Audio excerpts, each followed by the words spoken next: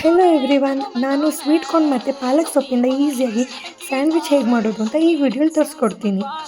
ಮೊದಲಿಗೆ ಒಂದು ಬಾಣಲಿಗೆ ಒಂದು ಸ್ವಲ್ಪ ಬೆಣ್ಣೆ ಹಾಗೂ ಅದಕ್ಕೆ ಗಾರ್ಲಿಕ್ನ 1 ಸ್ಪೂನ್ ಹಾಕ್ಕೊಂಡಿದ್ದೀನಿ.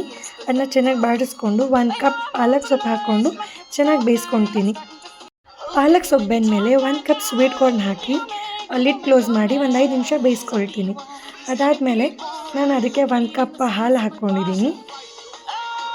ಹಾಲು ಒಂದು ಕುದಿ ಬಂದಮೇಲೆ ಅದಕ್ಕೆ ಚೀಸ್ ಹಾಕ್ಕೊಂಡಿದ್ದೀನಿ, 1 ಸ್ಪೂನ್ ಚಿಲ್ಲಿ ಫ್ಲೇಕ್ಸ್ ಹಾಕ್ಕೊಂಡಿದ್ದೀನಿ, 1 ಸ್ಪೂನ್ ಆರಿಗ್ಯಾನೋ ಹಾಕ್ಕೊಂಡಿದ್ದೀನಿ.